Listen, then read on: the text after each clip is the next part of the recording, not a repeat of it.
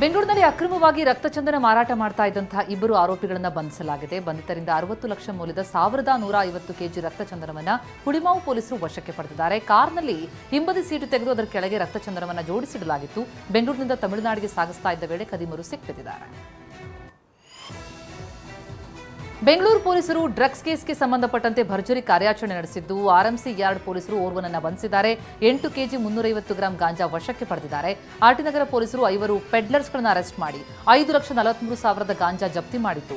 JC ನಗರದಲ್ಲಿ MDMA ಮಾರ್ತಾ ಇದ್ದ ವಿದೇಶಿ ಪ್ರಜೆಯನ್ನು ಬಂಧಿಸಿ 21 ಗ್ರಾಂ ಎಂಡಿಎಂಎ ವಶಕ್ಕೆ ಪಡೆದಿದ್ದಾರೆ. ಮಲ್ಲೇಶ್ವರಂನಲ್ಲೂ ಕೂಡ ಗಾಂಜಾ ಮಾರ್ತಾ ಇದ್ದ ಓರ್ವನನ್ನ ಬಂಧಿಸಿ ಆರೋಪಿ ಬಳಿ 77,600 ಮೌಲ್ಯದ ಗಾಂಜಾ ಜಪ್ತಿ ಮಾಡಿದ್ದಾರೆ. ಬಳ್ಳಾರಿ ಹೊಸಪೇಟೆ ರಸ್ತೆಯ ಎಚ್ಎಲ್ಸಿ ಕಾಲುವೆಯಲ್ಲಿ ಆತ್ಮಹತ್ಯೆಗೆ ಯತ್ನಿಸಿದ ಮಹಿಳೆಯನ್ನ ರೋಚಕವಾಗಿ ರಕ್ಷಿಸಲಾಯಿತು. ಖಾಸಗಿ ಶಾಲೆಯೊಂದರಲ್ಲಿ ಡಿ ದರ್ಜೆ ನೌಕರಳಾಗಿರುವಂತಹ ಗೃಹಿಣಿಯೊಬ್ಬರು ಪತಿಯ ಜಗಳದಿಂದ ಬೇಸತ್ತು ಆತ್ಮಹತ್ಯೆಗೆ ಯತ್ನಿಸಿದ್ದಾರೆ. ಮಹಿಳೆ ಕಾಲುವೆಗೆ ಹಾರೋದನ್ನು ನೋಡಿದ ಸ್ಥಳೀಯರು ಕೂಡಲೇ ಪೊಲೀಸರಿಗೆ ಮಾಹಿತಿ ಕೊಟ್ಟಿದ್ದಾರೆ. ಸ್ಥಳಕ್ಕೆ ಬಂದ ಪೊಲೀಸರು ಕಾಲುವೆಗೆ ಹಾರಿ ಮಹಿಳೆಯನ್ನು ರಕ್ಷಿಸಿದ್ದಾರೆ. ತುಮಕೂರಿನಲ್ಲಿ ಹಾಡಹಗಲೇ ಚಿನ್ನದಂಗಡಿ ದರೋಡೆಗೆ ಯತ್ನಿಸಲಾಗಿದೆ. ಗುಬ್ಬಿ ತಾಲೂಕಿನ ಚೇಳೂರಿನಲ್ಲಿ ಚಿನ್ನದಂಗಡಿ ತೆರಿತಾ ಇದ್ದಂತೆ ಎಂಟ್ರಿ ಕೊಟ್ಟ ದುಷ್ಕರ್ಮಿಗಳು ಕಳ್ಳತನಕ್ಕೆ ಯತ್ನಿಸಿದ್ದಾರೆ. ಆದರೆ ಮಾಲೀಕ ಜೋರಾಗಿ ಕಿರುಚಾಡಿದಾಗ ಸ್ಥಳಕ್ಕೆ ದೌಡಾಯಿಸಿ ಬಂದರು. ಕೂಡಲೇ ದುಷ್ಕರ್ಮಿಗಳು ಕಾರಿನಲ್ಲಿ ಎಸ್ಕೇಪ್ ಆಗಿದ್ದಾರೆ. ಬೆಂಗಳೂರಿನಲ್ಲಿ ಮತ್ತೊಬ್ಬ ಪೊಲೀಸ್ ಸಿಬ್ಬಂದಿ ವಿರುದ್ಧ ಕಳ್ಳತನದ ಆರೋಪ ಕೇಳಿಬಂದಿದೆ. ಇತ್ತೀಚೆಗೆ ಸೈಬರ್ ಕೇಸ್ ಸಂಬಂಧ ಓರ್ವನನ್ನು ಬಂಧಿಸಲಾಗಿತ್ತು. ಆತನ ಕಾರನ್ನು ಕಮಿಷನರ್ ಕಚೇರಿ ಒಳಗಡೆ ನಿಲ್ಲಿಸಲಾಗಿತ್ತು. ಈ ವೇಳೆ ಕಾರಿನೊಳಗಡೆ ಬ್ಯಾಗ್ನಲ್ಲಿದ್ದ 11 ಲಕ್ಷ ರೂಪಾಯಿಯನ್ನು ಹೆಡ್ ಕಾನ್ಸ್ಟೇಬಲ್ ಜಬಿಯುಲ್ಲಾ ಅಪಹರಿಸಿದ್ದ. ಅನಂತರ ಜಾಮೀನು ಪಡೆದು ಜೈಲಿನಿಂದ ಹೊರಬಂದ ಆರೋಪಿ ದೂರು ನೀಡಿದಾಗ ಪ್ರಕರಣ ಬೆಳಕಿಗೆ ಬಂದಿತು.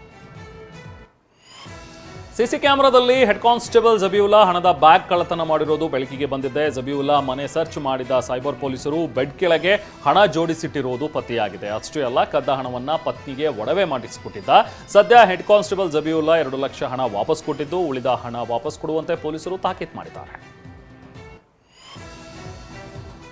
ಇಂಡಿಗೋ ವಿಮಾನಗಳಲ್ಲಿ ಸಂಚಾರ ವ್ಯತ್ಯಯದಿಂದಾಗಿ ವಾರಣಾಸಿಯಲ್ಲಿ ಜಮೀನು ರಿಜಿಸ್ಟ್ರೇಷನ್ಗೆ ಹೋಗೋದಕ್ಕೆ ಬಂದವರು ಪರದಾಡಿದ್ದಾರೆ. ಇವತ್ತು ಬೆಳಗ್ಗೆ ಜಮೀನು ರಿಜಿಸ್ಟ್ರೇಷನ್ಗೆ ಹೋಗಬೇಕಿತ್ತು. ಆದರೆ 11 ಗಂಟೆಗೆ ಬುಕ್ ಮಾಡಿದ್ದ ಫ್ಲೈಟ್ ಸಂಜೆ 5 ಗಂಟೆಗೆ ಬದಲಾಯಿಸಿದ್ರಿಂದ ಮುನಿರಾಜು ಎನ್ನುವ ಪ್ರಯಾಣಿಕರು ಬೇಸರವನ್ನು ವ್ಯಕ್ತಪಡಿಸಿದ್ದಾರೆ.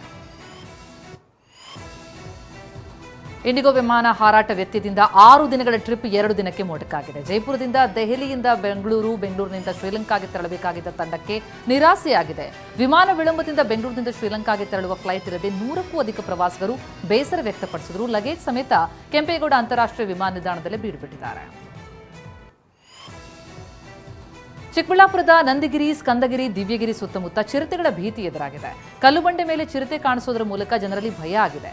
ತೋಟ ಜಮೀನುಗಳಿಗೆ ಹೋಗೋದಕ್ಕೆ ಜನ ಭಯಭೀತರಾಗಿದ್ದಾರೆ. ಹಾವೇರಿ ಜಿಲ್ಲೆ ರಟ್ಟಿಹಳ್ಳಿ ತಾಲೂಕಿನಲ್ಲಿ ರೈತರ ನಿದ್ದೆಗೆಡಿಸಿದ ಚಿರತೆಯನ್ನು ಕೊನೆಗೂ ಸೆರೆ ಹಿಡಿಯಲಾಯಿತು. ಕಳೆದ 1 ತಿಂಗಳಿಂದ ನಿರಂತರವಾಗಿ ಜಮೀನಲ್ಲಿ ಕಾಣಿಸಿಕೊಳ್ತಾ ಇದ್ದ ಚಿರತೆಯನ್ನು ಅರಣ್ಯ ಇಲಾಖೆ ಸಿಬ್ಬಂದಿ ಸೆರೆ ಹಿಡಿದಿದ್ದಾರೆ. ಕಡೂರು ಗ್ರಾಮದ ಗುಡ್ಡ ಸಮೀಪ ರೈತರ ಜಮೀನಿನಲ್ಲಿ ಬೋನಿಟ್ಟು ಸೆರೆ ಹಿಡಿಯಲಾಗಿದೆ.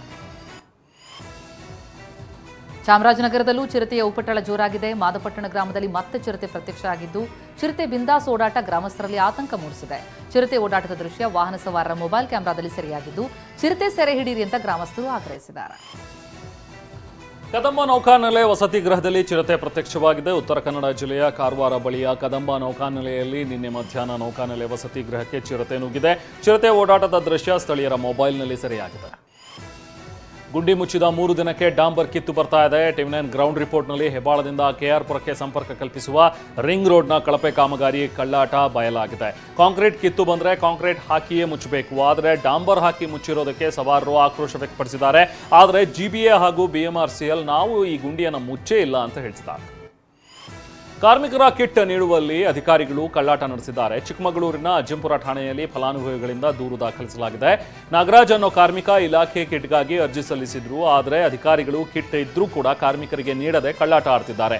ಕಾರ್ಮಿಕ ಇಲಾಖೆ ಅಧಿಕಾರಿಗಳ ವಿರುದ್ಧ ಕಾರ್ಮಿಕರು ಆಕ್ರೋಶ ವ್ಯಕ್ತಪಡಿಸಿದ್ದಾರೆ. ಹುಬ್ಬಳ್ಳಿಯ ಉದಯನಗರದಲ್ಲಿ ಅಕ್ರಮವಾಗಿ ಕಟ್ಟಿದ್ದ 47 ಮನೆಗಳನ್ನು ತೆರವು ಮಾಡಲಾಯಿತು. ಸಿಕಂದರ್ ಎಂಬಾತ ತನ್ನದೇ ಜಾಗ ಅಂತ ಹೇಳಿಕೊಂಡು ಲಕ್ಷ ಹಣ ಪೀಕಿ ಸೈಟ್ ನೀಡಿದ್ದ. ಆದರೆ ಇದೆಲ್ಲ ರಾಮರಾವ್ ಸಬನೀಸ್ ಎಂಬುವವರಿಗೆ ಸೇರಿರುವಂತಹ ಜಾಗವಾಗಿದೆ. ಸುಪ್ರೀಂ ಕೋರ್ಟ್ ಮೊರೆ ಹೋಗಿದ್ರು ಅವರು. ಇದೀಗ ಕೋರ್ಟ್ ಮನೆಗಳನ್ನು ತೆರವು ಮಾಡಿಸುವಂತೆ ಆದೇಶ ನೀಡಿದ್ದು, ದಾಖಲೆ ಕೊಡದೆ ಮನೆ ಕಟ್ಟಿಕೊಂಡವರ ಬದುಕು ಬೀದಿಗೆ ಬಂದಿದೆ. ರೈತರ ಹಲವು ಬೇಡಿಕೆಗಳನ್ನು ಈಡೇರಿಸುವಂತೆ ಆಗ್ರಹಿಸಿ ವಿಜಯಪುರದಲ್ಲಿ ಸರ್ಕಾರದ ವಿರುದ್ಧ ಬಿಜೆಪಿ ಟ್ರ್ಯಾಕ್ಟರ್ ರ್ಯಾಲಿ ನಡೆಸಿತು. ಟೋಲ್ ಪ್ಲಾಜಾದಿಂದ ಅಂಬೇಡ್ಕರ್ ಸರ್ಕಲ್ವರೆಗೂ ನಡೆಸಲಾಯಿತು. ಬಿಜೆಪಿ ಜಿಲ್ಲಾ ರೈತ ಮೋರ್ಚಾ 40 ಟ್ರ್ಯಾಕ್ಟರ್ಗಳಿಗೆ ಅನುಮತಿ ಕೇಳಿದ್ರು. ಆದರೆ ವಿಜಯಪುರ ಎಸ್ಪಿ 15 ಟ್ರ್ಯಾಕ್ಟರ್ಗಳಿಗಷ್ಟೇ ನಗರ ಪ್ರವೇಶಕ್ಕೆ ಅನುಮತಿ ಕೊಟ್ಟರು. ದಕ್ಷಿಣ ಕನ್ನಡ ಜಿಲ್ಲೆಯ ಬೆಳ್ತಂಗಡಿಯ ಪಡಂಗಡಿ ಎಂಬಲ್ಲಿ ಸಿಡಿಲು ಬಡಿದು ಅಕೇಶಿಯಾ ಮರ ಚಿಂದಿಯಾಗಿದೆ. ನಿನ್ನೆ ಸಂಜೆ ಗುಡುಗು ಸಿಡಿಲಿನೊಂದಿಗೆ ಅಕಾಲಿಕ ಮಳೆ ಸುರಿಯಿತು. ಆ ವೇಳೆ ಬಡಿದಂತಹ ಸಿಡಿಲಿನಿಂದಾಗಿ 20 ಅಡಿ ಎತ್ತರದ ಅಕೇಶಿಯಾ ಮರ ಸಂಪೂರ್ಣ ಛಿದ್ರ ಆಗಿದೆ.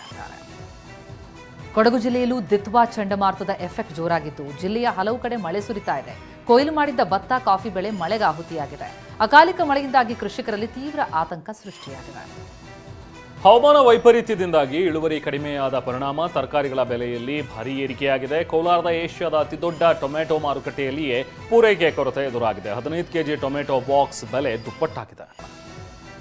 ಬೆಂಗಳೂರಿನ ಪರಪ್ಪನ ಅಗ್ರಹಾರ ಜೈಲಿನಲ್ಲಿ ಉಗ್ರ ಮೊಬೈಲ್ ಬಳಕೆ ವಿಡಿಯೋ ವೈರಲ್ ಆದ ನಂತರ ಎನ್ಐಎ ತನಿಖೆ ಚುರುಕುಗೊಳಿಸಿದೆ. ಉಗ್ರ ಜುಹಾದ್ ಶಕೀಲ್ ಮನ್ನಾ ಜೈಲಿನಲ್ಲಿದ್ದುಕೊಂಡು ಮೊಬೈಲ್ ಬಳಸಿದ್ದ ವಿಡಿಯೋ ಬೆಳಕಿಗೆ ಬಂದಿತ್ತು. ದೆಹಲಿ ಬ್ಲಾಸ್ಟ್ಗೂ ಈತನ ಸಂಪರ್ಕ ಇರುವ ಬಗ್ಗೆ ಎನ್ಐಎ ತನಿಖೆ ನಡೆಸ್ತಾ ಇದೆ. ಡಿಸಿಎಂ ಡಿಕೆ ಶಿವಕುಮಾರ್ ಸಿಎಂ ಆಗಬೇಕು ಅಂತ ಪ್ರಾರ್ಥಿಸಿ ಡಿಕೆ ಅಭಿಮಾನಿಗಳು ಪೂಜೆ ಪುನಸ್ಕಾರ ನಡೆಸಿದ್ದಾರೆ. ಡಿಕೆಶಿ ಅಭಿಮಾನಿಗಳು ತಿರುವಣ್ಣಾಮಲೈಯಲ್ಲಿ ಡಿಕೆ ಪೋಸ್ಟರ್ ಹಿಡಿದು ಪೂಜೆ ಸಲ್ಲಿಸಿದರು. ಮೈಸೂರು ನಂಜನಗೂಡಿನಲ್ಲಿ ಚಿಕ್ಕ ಜಾತ್ರೆ ಸಂಭ್ರಮ ಅದ್ದೂರಿಯಾಗಿ ನಡೆಯಿತು. ಪಾರ್ವತಿ ಸಮೇತ ನಂಜುಂಡೇಶ್ವರ ರಥೋತ್ಸವವನ್ನು ಭಕ್ತರು ಕಣ್ತುಂಬಿಕೊಂಡರು. ನೆಲಮಂಗಲದಲ್ಲಿ ಬಯಲು ಉದ್ಭವ ವಿಘ್ನೇಶ್ವರ ಜಾತ್ರೆ ಅಂಗವಾಗಿ ಕಡಲೆಕಾಯಿ ಪರಿಷೆ ಆಯೋಜಿಸಲಾಗಿದೆ. 100 ವರ್ಷಗಳ ಚರಿತ್ರೆ ಇರುವ ಕ್ಷೇತ್ರಕ್ಕೆ ಸಾವಿರಾರು ಭಕ್ತರು ಆಗಮಿಸಿದ್ದು ಉದ್ಭವ ವಿಘ್ನೇಶ್ವರ ದರ್ಶನ ಪಡಿತಾ ಇದ್ದಾರೆ. ಧಾರವಾಡ ಜಿಲ್ಲೆಯ ಅಣ್ಣಿಗೇರಿ ಪಟ್ಟಣದಲ್ಲಿ ಐತಿಹಾಸಿಕ ಅಣ್ಣಿಗೇರಿ ಅಮೃತೇಶ್ವರ ಜಾತ್ರೆ ಮಹೋತ್ಸವ ಅದ್ದೂರಿಯಾಗಿ ನಡೆಯಿತು.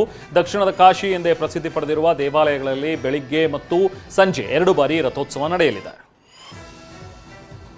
ಕೊಪ್ಪಳ ಜಿಲ್ಲೆಯ ಗಂಗಾವತಿ ತಾಲೂಕಿನ ಚಿಕ್ಕರಾಂಪುರ ಗ್ರಾಮದ ಬಳಿ ಇರುವಂತಹ ಅಂಜನಾದ್ರಿ ಬೆಟ್ಟವನ್ನು ಹರ್ಷಿತಾ ಎಂಬಾಕೆ ಭರತನಾಟ್ಯ ಮಾಡ್ತಾ ಕೇವಲ 8 ನಿಮಿಷ 54 ಸೆಕೆಂಡ್ನಲ್ಲಿ ಏರಿದಾಳೆ. 4 ವರ್ಷದ ಬಳಿಕ ರಷ್ಯಾ ಅಧ್ಯಕ್ಷ ಪುಟಿನ್ ಭಾರತಕ್ಕೆ ಆಗಮಿಸ್ತಾ ಇದ್ದು ಇವತ್ತು ಸಂಜೆ 7 ಗಂಟೆಗೆ ದೆಹಲಿಗೆ ಬಂದಿಳಿದ್ದಾರೆ. ಪುಟಿನ್ಗೆ ಅದ್ದೂರಿ ಸ್ವಾಗತ ಕೋರುವುದಕ್ಕೆ ಸಕಲ ಸಿದ್ಧತೆಯಾಗಿದೆ. ಪ್ರಧಾನಿ ಮೋದಿ ಮತ್ತು ಪುಟಿನ್ ದ್ವಿಪಕ್ಷೀಯ ಮಾತುಕತೆ ನಡೆಸಲಿದ್ದು ಇಂಧನ, ರಕ್ಷಣೆ, ಬಾಹ್ಯಾಕಾಶ, ಕೃಷಿ, ಕೈಗಾರಿಕೆ, ವ್ಯಾಪಾರ, ವಿವಿಧ ವಲಯಗಳ ಜಂಟಿ ಪಾಲುದಾರಿಕೆಗೆ ಉಭಯ ನಾಯಕರು ಸಹಿ ಹಾಕುವ ಸಾಧ್ಯತೆ ಇದೆ. ಬಳಿಕ ಪಿಎಂ ಮೋದಿ ಹಾಗೂ ಪುಟಿನ್ ಜಂಟಿ ಸುದ್ದಿಗೋಷ್ಠಿ ಕೂಡ ನಡೆಸಲಿದ್ದಾರೆ. ಜಿ ಕನ್ನಡದಲ್ಲಿ ಇದೇ 8ರಿಂದ ಆದಿಲಕ್ಷ್ಮಿ ಪುರಾಣ ಹೊಸ ಧಾರಾವಾಹಿ ಶುರುವಾಗ್ತಾ ಇದೆ. ಆದಿಯಾಗಿ ರಜನೀಶ್ ನಟಿಸ್ತಾ ಇದ್ದಾರೆ, ಲಕ್ಷ್ಮಿಯಾಗಿ ಆಶಾ ಅಯ್ಯನರ್ ನಟಿಸ್ತಾ ಇದ್ದಾರೆ.